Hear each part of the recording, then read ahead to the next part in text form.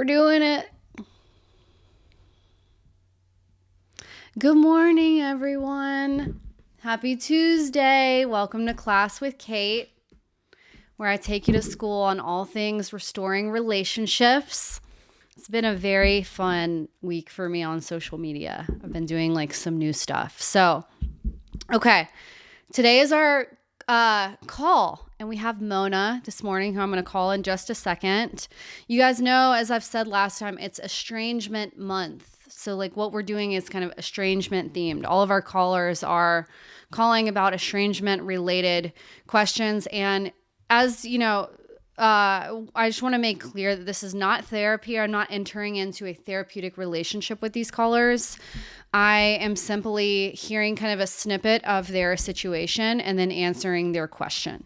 So before we get into that, before I call Miss Mona, I'm going to talk just briefly about some new stuff I have. If you guys have seen me on social media, new stuff, very exciting. We have, if you don't know, my BEND method is something I created to help you emotionally regulate.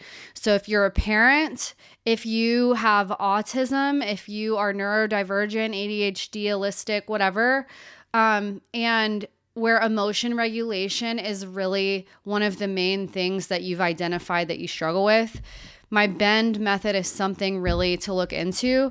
I have a lot of videos on this. And so I created some merch that you can order from my website, codependencykate.com, where you basically order this and it comes in about a week and a half, 2 weeks. This is a fridge magnet that you can put on your fridge to just help you kind of break things down, where you can kind of predict where you might go a little crazy today. You know, like that happens to all of us sometimes, especially in stressful situations that require moment to moment action and presence. Parenting is one of those things in particular. And so that will really help you. There's there's like a fridge one, there's a regular one, and then there is a journal kind of thing where you can write this down and process what you're feeling and experiencing. So there's that. What I also need from you guys is, if you have a therapist that you love that has really helped you really in any way, maybe it's in the past, maybe it's now, maybe it's someone that you've gotten a referral to but haven't been able to go, but like you've heard that this is a great person to go see, please submit their information to my website. I'm trying to gather a directory of therapists that are client referred so that I can have referrals for people when people, ask me, like, I'm looking for somebody that does what you do. I'm looking for somebody that I can connect with. And the thing about therapy is, like, it's state regulated. And so it matters that you find somebody in your state. And so that's what I'm trying to create, is like a directory of client referred therapists that I can basically have available to anybody that's looking for a therapist. So if you've had one, please submit their information. I'm going to reach out to them, ask them if it's okay if I, share their information and refer people to them. There's not going to be any type of cost involved. Like, I'm not going to get paid from it. They're not going to get paid from it. This is simply like my dream in my life is to create free, accessible resources for people, and that gets people from A to B, like problem to solution or problem to professional. So there's that. I feel like there's one other thing, maybe. I don't know. I think that's it. If I think of it, I'll like interject. That's how my brain works. I get interrupted by it all the time. Anyway, okay. Thank you guys for coming in. This is like, okay, we're building this year. Right now, I'm doing one call a week. Ideally, want to build up to that. And so today we're calling Mona. I actually haven't read Mona's information. Where are my headphones? So I'm going to plug in my headphones. We're going to call Mona. She's going to kind of tell me a snippet about what's going on, and then we're going to see if I can answer her question. The beauty of this being live is that you're going to kind of see how a typical therapy process even works, because sometimes, people come in and we just don't know if we're going to reach any insights. Sometimes we do, sometimes we don't. The point is to explore. So let us call Mona. I'm going to get my headphones on and we're going to do this thing. All right, Mona, let's give you a call.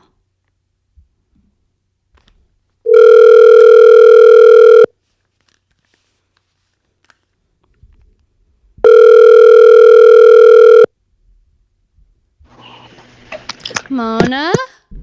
Hi, Kate. Is that how I say your name? Is that right? Yeah, so I put on your paperwork and stuff, I put Mosumi or Moshmi. Oh, Moshmi Crowley is my legal name, but my nickname's Mona. Here, let me Mona. move some. Well, that's a beautiful name. I like Mona Yeah, too. Yeah. Thank you so much for calling, for being available. I know you have something in a little bit, so we'll keep this very specific. yeah. And what I want to hear is like your little, if you have kind of a brief overview, and then maybe one or two specific questions that you have, and then we'll kind of go from there.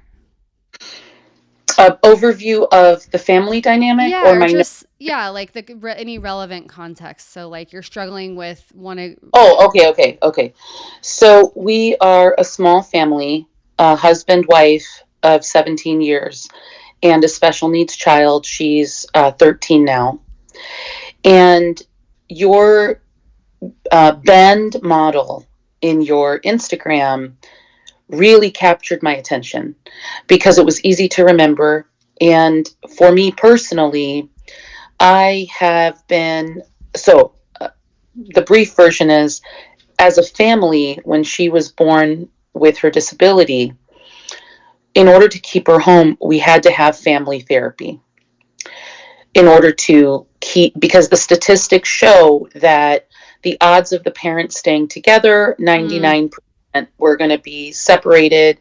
She's going to be in a home. So my husband, John, myself, and my daughter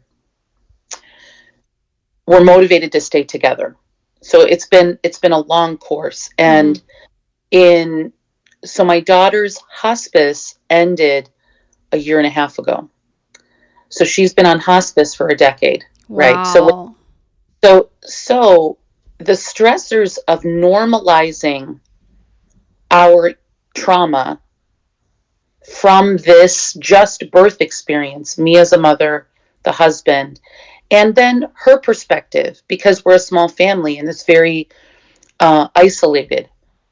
So when I found you on social media, I had started to have I would categorize it as a nervous breakdown because I'm sustaining functional, but I could not be in their company anymore. So I had to work through my self-talk, and that those short clips on Instagram helped. So I mentioned the family therapy because in order to pursue medical care over the last decade or so, there was no consistent family therapy. Mm, But my daughter and I, we had our individual counselors for like 5, 6 years, and she still does. But my counselor said that we needed to part ways. Like we're good. Like I'm in a good mm, spot. There wasn't more.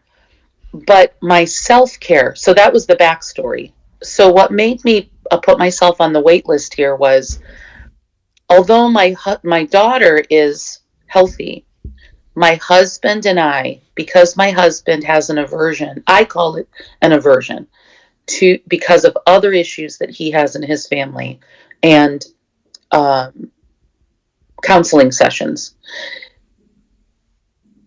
He has not had counseling in the last decade consistently, like my daughter and myself.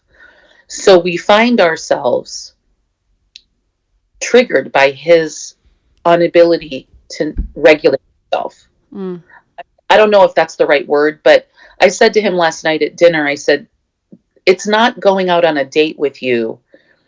So now I'm transitioning to the point of what I was hoping we would talk about was, or however I fit into this, or whatever you sure. want to talk about. But my lens right now is because she's 13, she doesn't remember being as sick as we do. That's number one. She's a teenager complaining about living her life. But as parents, together, my husband and I don't have the communication that's going to get us to where she needs us to be to Mm-hmm. model self-care, positive self-talk. And two, she was bullied last year in 6th grade. So where she was supposed to triumph not having her medical tubes in her body and all these things. She goes to a school. I have guilt about putting her in those situations, but it's her and I are good in a place now. We found a place where we can talk to one another, and we're an open space to talk. And that was the most important part. But he's shut down because for whatever reason, he doesn't have the capacity to sustain the conversation. If it's not small chunks of information, he physically, Kate, you go by Kate, right? Mm-hmm. Yeah. He physically has to remove himself from the situation. If it's not a topic he likes, he found it best. The one thing we gained from family therapy a decade ago was we cannot bring the energy, the noise to a fragile baby on life support and all this stuff. We physically have to leave the environment because she would be, it was abusive to her. Like right. it's not okay. So that's what stuck with him. So even though she's in her room listening to K-pop or whatever, and, journaling and all these things, in short now, the communication of husband and wife, friend relationship, we're not going anywhere. But he's triggered because he thinks I am going to go somewhere. And years ago, a family counselor said, you two have this, what the goal of our family counseling was, we are doing like tit for tat. If he's emotionally charged, I take it, and then I'm waiting for my turn. Then when he finally lets go, I'm now attacking. So we're never together, the parents, never, at least back then, never at a place where we could heal from our shared medical trauma, let alone deal with whatever we're bringing into the present from our past. So my counselor, my personal trainer, there and the family practice person said, this is why people leave. But we are stalwart in staying, right? Because the care is there, the love is there, the tools to heal the past, to become fully present in the relationship. That's the struggle. So I'll send him clips, and people make fun of me, and they're like, how is your codependency going? And I just said it yesterday to my massage therapist. I said, well, I'm not codependent. I just listen to Kate. Because it's a very light, between dry erase board and some bullet points. He's a teacher. My background is in nursing. Everyone's in school. Everyone wants to be better in my household. And I'll tell you the last thing that I think is very poignant for somebody who's just meeting us. We got a dog Christmas Eve, and my dad died, not to mention all the other things, but my dad dies, the dog dies, and the mother-in-law's sick all last year. So it's the first holiday without my dad, without the dog. And on Christmas Eve, my husband suggests that we get a poodle. Like, let's go Craigslist, whatever. Let's go see what's there. And he's the one that had seen the tragic accident and had to carry the dog to ICU. His nerves are from just that. It's awful. But since having Bambi is her name, the mini poodle that we got, I must say that the cursing has stopped, the literally spinning around in a conversation. It's almost like we're chasing each other in the kitchen. Everyone's just circling about. That's kind of stopped because the dog's doing all the circling. Oh, wow. So it's like transferred. Yeah. Wow. Yes, exactly. So there's multiple things, but where my counselor ended our regular appointments was to say the rub here is that between my daughter and I, we have tools, but when the third person is resistant, I caught myself saying things like, even at dinner, I'm like, I'm not your mom. You can choose whatever you want. We're just buying dinner. Because he'll say things that'll trigger me in a way. Mm-hmm. So I'm trying to be more quiet, but in being quiet, that's not necessarily listening. It's more like tuning out. Mm-hmm. So my family has gotten, my daughter, myself, and my husband, we're moving towards the direction of tuning each other out Mm. to preserve whatever we're working on. Yeah. And that's not who we were. It's just that now that everything is quiet, I don't know that we're in a healthy dynamic to deal with the things that are bubbling up as a family. Mm-hmm. So in conclusion, the family therapy dynamic has not been addressed for a decade.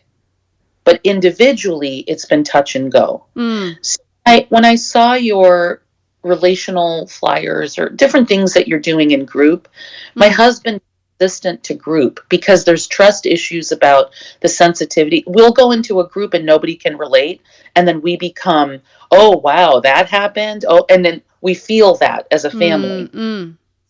So he, if anything would happen, he would go to a conference with me. The Gottman Institute, I think, or something.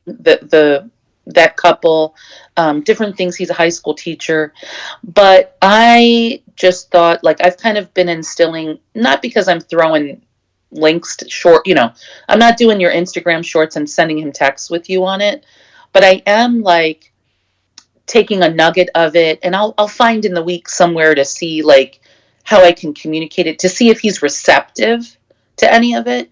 And of all the things I've kind of thrown his way, even if I paraphrased what you said, he listens. So there's something about the communication style when I pick up on it from social media that he doesn't tune out, and he'll give me a few more seconds or a few more minutes of leaning into like, oh, I've heard what you said, but I got to go fix the transmission, like whatever.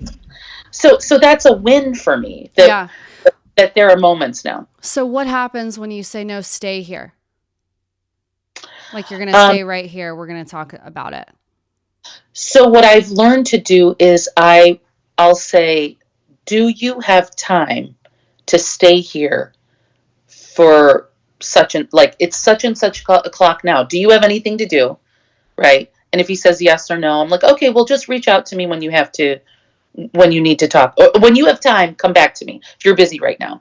But if I can kind of see that, no, he's having some downtime. He had said to me, don't come at me if you're so observant. Don't come at me right when you see me take a breath. Like, give me a beat, right? So I'm watching, I'm like making a sandwich or something, or I'm doing something else, right? Because he's a doer. And so if I start doing something and then say, hey, do you have time for me? Because I'll specifically say time for me. And he'll be like, yeah, scrolling on his phone or playing with the dog or whatever. And then I'll say, can you give me 15 minutes? It's such and such time right now. And that seems to have worked in the last couple months. Because his complaint is that he'll agree to 15 minutes and I'll drag on. So is your question today, how do I get him to buy into help? Is it how do I engage with him? Is it how do I take care of myself now? Is it, because I heard you say kind of a bigger question of like the family dynamics never been addressed, but it sounds like your daughter is good. It sounds like, do you mean the marital relationship has never been addressed?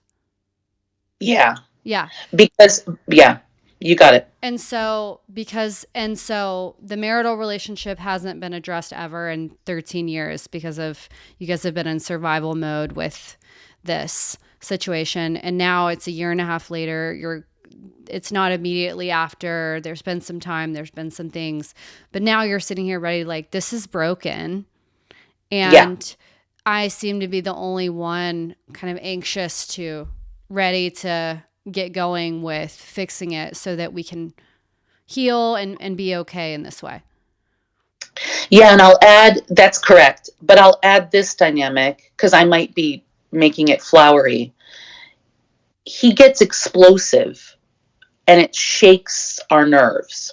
It shakes the dog. It won't happen all the time. Like what? But Like what? so yesterday, I'm going to go to dinner. Like, I haven't eaten yet. Everyone's eaten. I haven't eaten yet. So I'm going to go and get some hot pot. It's cold here in Sacramento. So I'm going to go. Does anyone want to come with me? My daughter's good. She wants to play with the dog. She had leftovers. My husband, he's hungry. So he's waiting for me to go. We get into the car.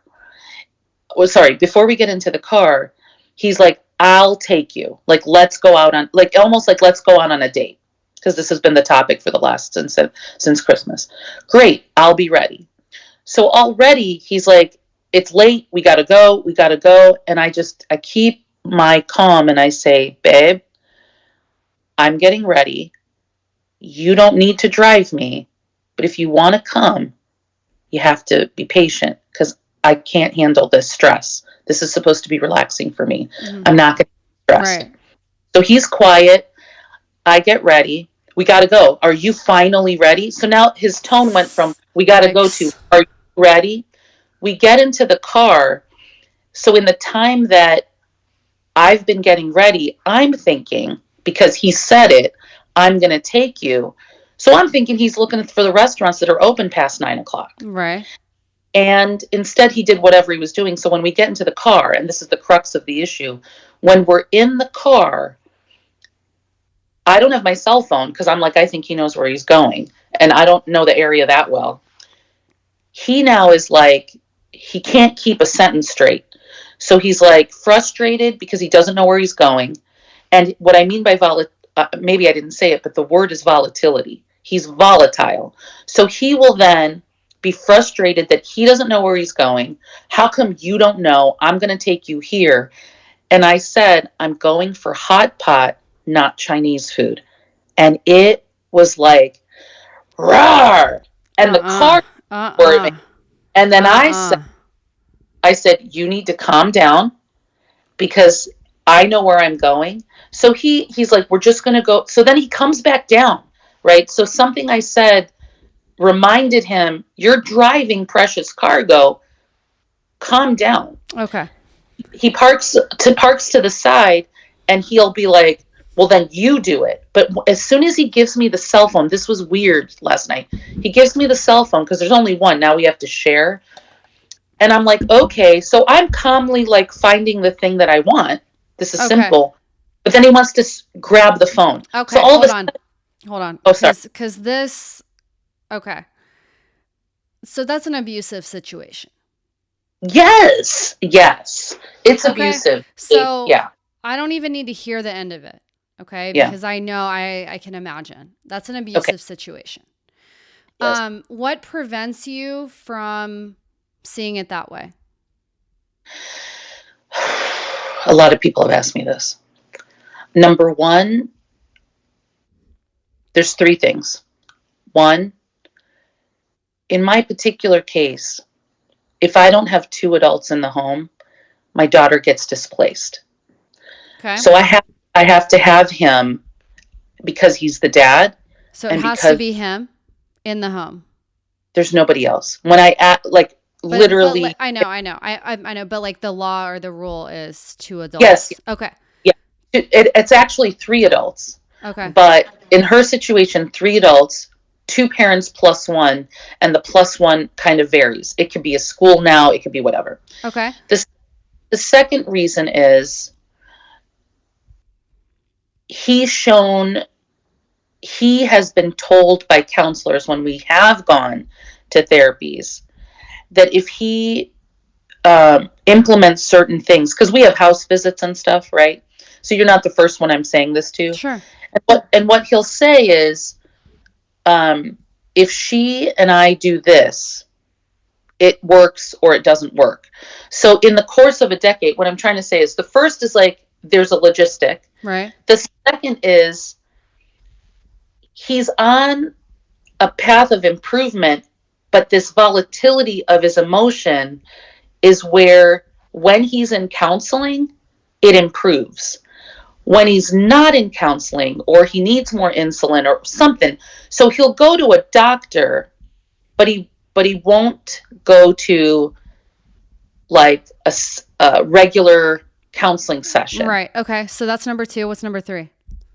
And the third part is there's more good days. There's an improvement. The third thing is there's an improvement because he's been working on himself for the benefit of the home visits. Like everyone has said he's Okay. So there's 3. So none of those 3 reasons have to negate that that's an abusive situation that you're in at the time. Yeah. So when we're dealing with abuse, it's very normal to be black and white about it. Like, is he an abuser? Is he a monster? Is he bad? Like, put him in this category. And then on good days, when he's improving, when he can calm down on his own, that's a good day. Maybe he's improving, maybe it's better. So it can really be whiplash for us to either, depending on the situation, what's happening here. So regardless of the macro issue of like, are we staying together kind of thing, we need to kind of forget about that, because what we need to focus on is the safety physically and emotionally day to day. Yes. Okay. Number 1, okay, to address your number 1, there have to be 2 adults in the home. I'm wondering if there are exceptions for abuse in that case. Okay. Okay. Okay. Number 2, we're talking about the way that you frame it, volatility of emotion. I would say that that's part of it. Okay. I think the core issue is that he's entitled to this. He's doing this. He wouldn't do this at work. He wouldn't do this with his friends. Right. Right? So that this is not about emotion then. Okay. Emotional issues are, if you've watched my videos, you've heard me say children, we deal with children bottom up. We deal with their emotions first and then their behavior. We stop the behavior, but like we take a bottom up. Ben, bottom up is this first. So we kind of deal with behavior last, like as a kind of an afterthought. Ideally with kids, because you're the parent and you have authority, dealing with this way, it's nurturing. You're nurturing their inner world. With adults, with any other adult in our lives, like, so with children, with more vulnerable people, we're bottom up. With adults, we are top down. Okay. Oh. We're behavior first. Okay. Okay. Meaning that the minute that you heard his tone, are you ready yet? Or whatever, done. Like, no more. Like, you're not a safe person. That like volatility of emotion, that disrespect, that entitlement to just say whatever to me, I'm not engaging with that. That's not safe for me. So no. So like, that has to be number 1 priority for you, also because of your daughter, but for the safety of the home, for the protection of the home, that behavior is a no-go. Okay. So like, I'm going to go by myself now. That's a boundary, so that's like, you are not a safe person right now. You're not going to change in 5 minutes. You've crossed that line for me. And even if you're like, oh, okay, I won't be like that. You're going to be like that in 5 minutes because you're not in therapy. Right.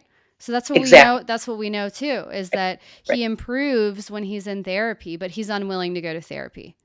So that factor is not there now, where it's like, if you're going to be like that, you cannot be around us. Our child's health is on the line. My health is on the line. And this is not about emotion. That's what this needs to come in your mind. Like, this is not about emotion. Right. It's not about emotion. It's the unacceptable behavior that making it unsafe. Period. Yeah. Okay. So you cannot have emotional intimacy. You cannot have that unless you have safety. Period. Safety is him being able to self-regulate no matter what's going on around him. Yeah. Period. Like, couples therapy is contraindicated in situations of abuse, meaning that therapy is not helpful. It's not going to work, right? Like, because there's not safety at home. Yeah. Period.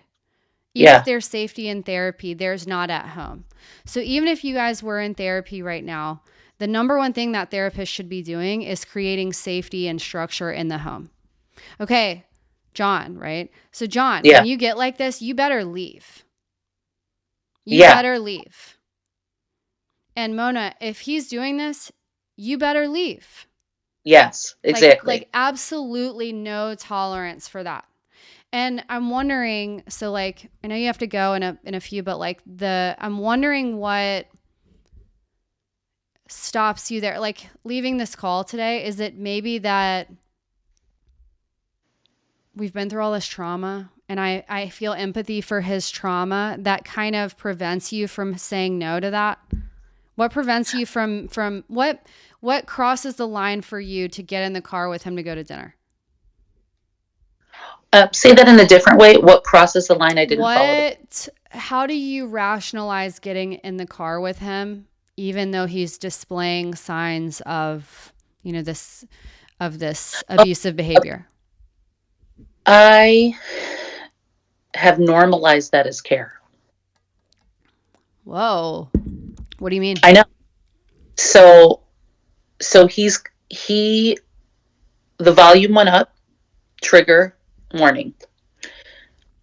I don't need you to go with me. I have my own car. I'm getting ready. I'm tuning him out. Right.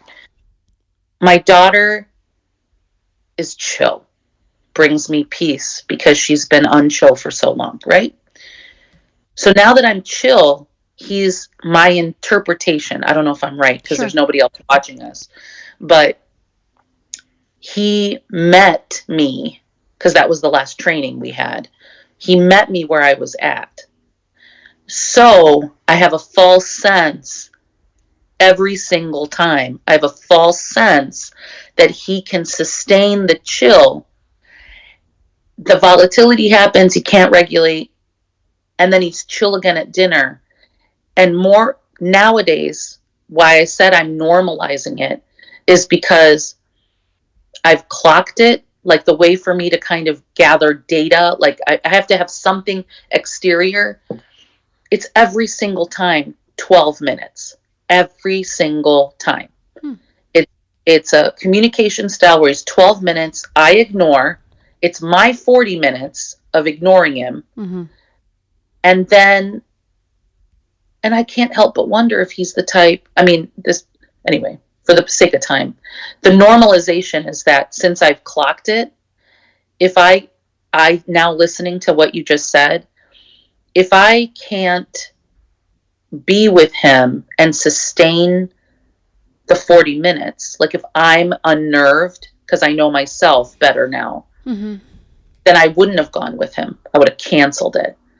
But based on my status, based on how I think I can deal with the next 47 minutes, I'm going to give it 12 minutes. And I saw that we were good. Everything's good. I can now proceed. And it's almost like he tags along because the codependency part, I think, is when I regulate, he then latches on harder. Right. Because now he's feeling better himself because it's bad to be that crazy or That's whatever. Right. Like his blood sugar dropped. I don't know. It doesn't matter, to your point. Yeah. So that's why and then again, I'm saying those words.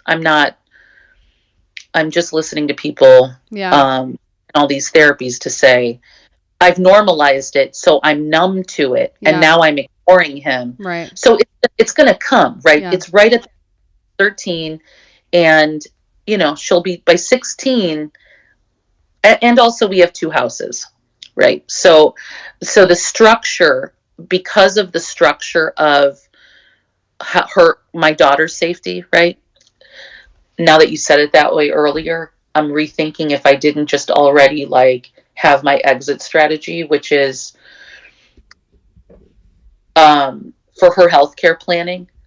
She lives in a house where if we're not present, she won't be displaced. I have great satisfaction that she will never be in an institution. Yeah, amazing. Really sick. Yeah. So I was laser sharp in doing that for a decade.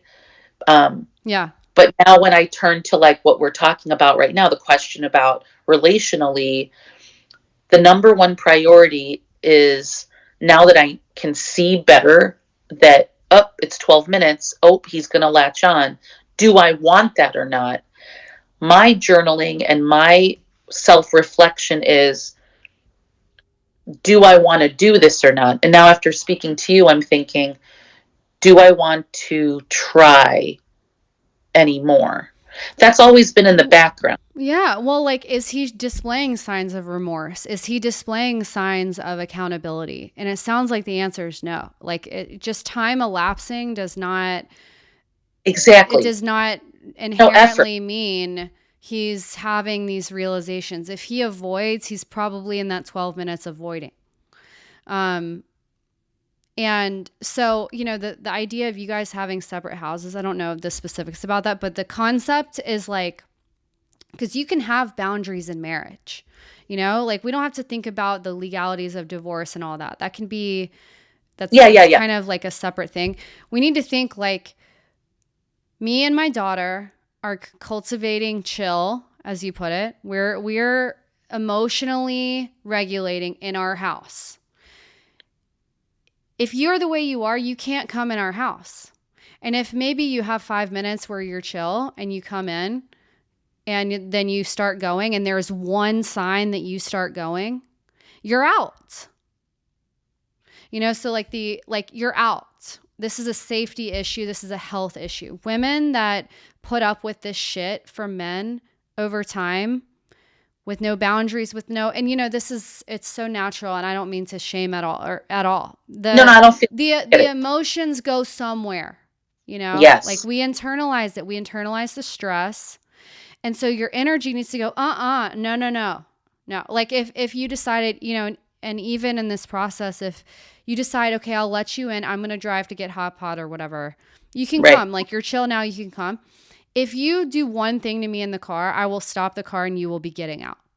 Yeah. I'm not doing this shit with you. Like it's top down behavior first, behavior only. Even in a marriage where you guys have been through so much together, you guys have been through so much trauma. The way that you are dealing with your trauma is you're actually dealing with it. He's not actually dealing with it. Yeah.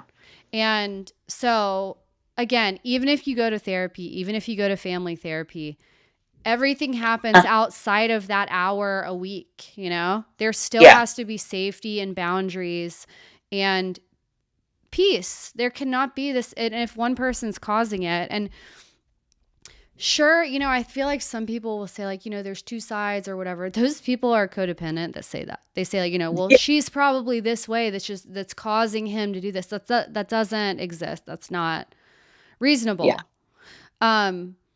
That's not true. And so if he is codependent, you almost in this position, like if your therapist is like, you're good, you need to work on boundaries and saying no. And if that's hard for you, and it, which it might be in some scenarios, like what prevents you from, like the work to do for you is like, what's preventing me? What beliefs do I have? What am I telling myself as to why I can't stand up for myself and like get safety for us from him? Mm-hmm, what's coming up for me that I'm rationalizing this shit? Yeah. It's absolutely unacceptable. Yeah. And I keep going back to, thank you for summarizing it that way, because what is it, what I'm reflecting back, what you just said was the work is in with specifically as an adult looking at behavior, the behavior dynamic. What is it that's coming up for me that's allowing me to excuse this instead of normalize it? Right. Yeah. Yeah. And it's, and in my work with people, a lot of times it's been very loving things. Well, like we've all had moments, or like I understand what he's been through, and the empathy is all goes to him. Yeah. And there's none here. where it's like, okay, maybe all of that is true. And it's hurting Yeah. me, this isn't a situation of like what doesn't kill you makes you stronger, where in these 47 minutes you're like, okay, I'm like, just, it's like you're building a tolerance to holding your breath underwater. Like that's not this Yes, situation. that's right. And I've recognized that by Yeah. clocking, Yeah. I've been able to recognize myself with it. Yeah. What I'll tell you though is, even just for you, even if his behavior never changes, you are going to become what you need in this situation by not like, no, Yeah. I Yeah. don't Yeah. even care about an apology. Like, well, it's because for him, he's not displaying the signs of change. He's not Yes. saying sorry. He's not owning it. You're not watching him self-regulate. He's not open to your influence, that there's codependency there. Like there's all of all the discerning factors that would make this workable, like even Right. in therapy, that's not present right now. Right. And, the last thing I'll kind of address is like his fear of you leaving him. It's like, yeah, I'm glad you fear that, because your behavior, as you know, you're not a dumb person, John. Like this is Yeah. unacceptable behavior. This is abusive behavior. And you're Yeah. right that I will not put up with this forever. I'm not Right. committed to dysfunction. Yes. Yes. I'm going to use that, because That's the other good. It's a I have bar. used. Yeah. Yeah. And that's the reality of, the thing that just resonated really strongly is, I'm not going to do this forever. So going back to that normalization, I had to normalize it because there's a medical trauma. There's Right. in crisis Exactly. that lasted for so long, and now it's not there. That's And very now, self-compassionate. Good for you. Good for you. yeah, yeah, Yeah. and so now it's different in the sense of my lens. I love you. I am not committed to engaging with this behavior. Right. Like that's the attitude. And maybe, that begs another question again to explore, is like, you guys have been through so much. What is there between you guys still, like in terms of Yeah. love? And so that's the thing. It's just like, I Yeah. want to go to dinner with you, John. Like, oh my God, what a dream that we would have a date, after all these years. This is amazing. Yeah. This is a dream for me. And your behavior is preventing that. Yeah. Even if we went, I could not enjoy myself because I'm scared of the car. I'm scared for my safety when we're in the car. Like that's what I'm experiencing, So you're also saying it from your point of view. You're not just saying like you're out of control. You're saying your behavior like I feel this and I need safety and I want you, So you're using this too to put color to it for yourself, not to change his behavior, but just like Yes. For myself. for yourself. And that just brought up the answer to the question, was what is it bringing up for me? Yeah. That I wasn't allowed to be scared in my family growing up. I mean, it's just it's clear. It's very, and that's what I like about when you refer to Bend, whenever you're doing Yeah. because I'm one of those people that give it to me in a nugget because I want to implement it, or I want to self-reflect, but it's been so chaotic. And finally there is quiet. Yeah.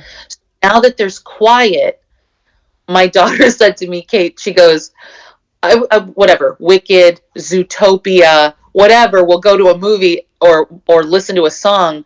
One Direction, she's into One Direction right now. Yeah. Kate, I keep crying.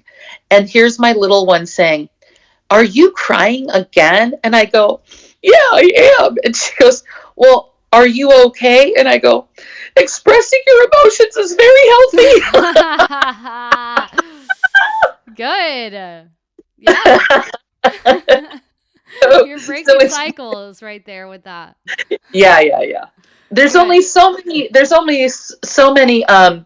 YouTube shorts or whatever where people start having dirty water become clear. Yeah. And I'm Yeah. there's only so many of those that yeah. Well, listen, this has been great. I hope for you it's been, there's been some insight. I'm sure there's stuff to digest on, but I really appreciate you calling in today. And good Lord, you've really been through it. And also you have the resilience factors to make it through this.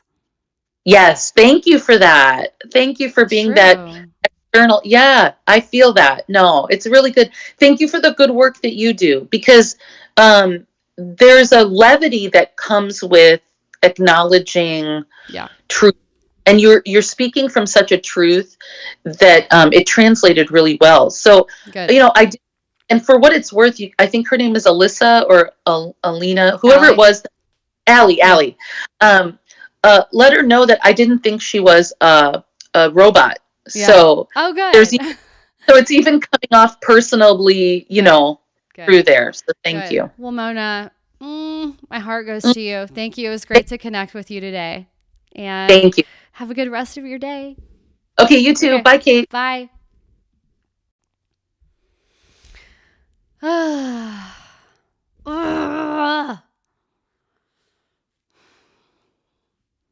Thank you, Mona.